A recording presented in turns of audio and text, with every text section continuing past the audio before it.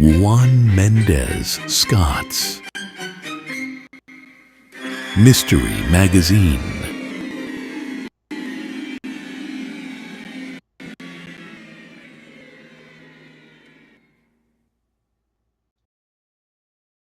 Juan Mendez Scott's The Bachelor Party. Chapter 11. A Ghost I Couldn't Shake.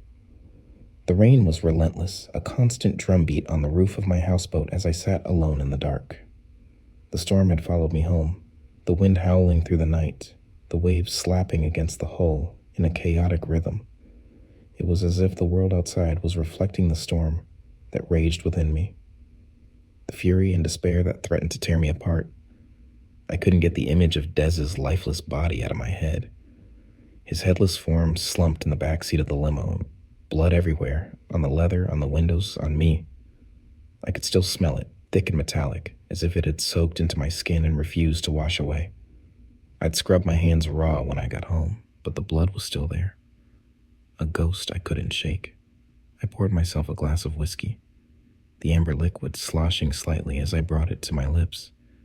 The rain pounded against the windows, a steady roar that drowned out everything else. But it didn't drown out my thoughts, didn't silence the guilt that gnawed at me, deep and unrelenting. I stared at the glass, the whiskey, catching the dim light that filtered through the curtains. I hadn't had a drink in over a year, had promised myself I'd stay sober, stay focused. But tonight, that promise felt like a distant memory, something that belonged to another man, another life. I took a sip, the burn of alcohol sliding down my throat, warming me from the inside. But it didn't chase away the cold that had settled in my bones, didn't ease the weight of responsibility that pressed down on me like a heavy, suffocating blanket. The houseboat rocked gently with the motion of the water, the storm outside growing more intense with every passing minute. I could hear the wind howling, feel the boat swaying beneath me, but it felt like I was adrift on an endless sea. No shore in sight, no anchor to keep me grounded. Isolated here, the events of the night replayed over and over in my mind, each detail sharper than the last. Darnell's accusations, the others' cries, the moment when Dez's head...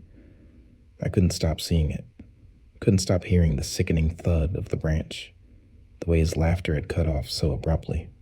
I set the glass down on the table, the sound of it hitting the wood, a sharp contrast to the muffled roar of the storm.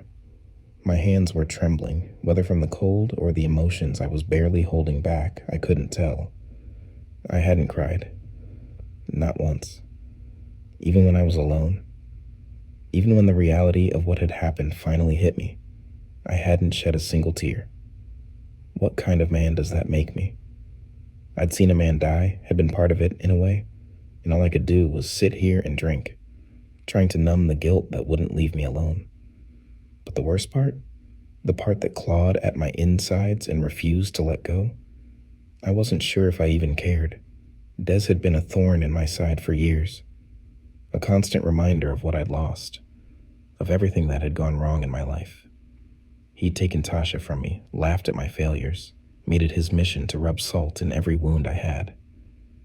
And now he was dead, and I couldn't bring myself to feel anything other than a hollow emptiness, a void where the guilt and pain should have been. I got up and moved to the small window, staring out into the night. The rain lashed against the glass, the wind whipping the water into frothy waves. It was a scene of chaos, of destruction, and it felt like it belonged inside me as much as outside. I leaned my forehead against the cool glass, closing my eyes as the storm continued to rage. The houseboat creaked and groaned with the force of the wind, but it was nothing compared to the noise in my head, the relentless thoughts that wouldn't let me rest. What was I supposed to do now? How was I supposed to move forward? The others were counting on me to keep it together, to be the one who could get us through this. But I didn't know if I could. I didn't know if I wanted to. I could feel the darkness closing in, the weight of everything I'd been running from catching up to me all at once. The storm was relentless, and so was the guilt, the sense of responsibility that had settled on my shoulders like a lead weight. I turned away from the window, moving back to the table where my glass sat waiting. The whiskey gleamed in the dim light, a temptation I knew I should resist but couldn't. I reached for the glass, my hand steady this time, as I brought it to my lips and drank deeply, the warmth of the alcohol doing nothing to ease the chill inside me. I was alone, adrift in a sea of my own making, with no clear path forward and no way back.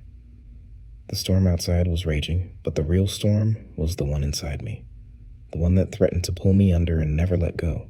As the rain continued to beat against the windows and the waves rocked the houseboat, I sank into a chair, feeling the weight of everything that had happened, everything that was still to come. The guilt, the fear, the uncertainty, they were all there, crowding in on me, leaving no room for anything else. I had no answers, no solutions, no idea how to fix what was broken. All I had was the storm, the darkness, and the glass of whiskey in my hand, the only things that seemed real in a world that had suddenly become too much to bear.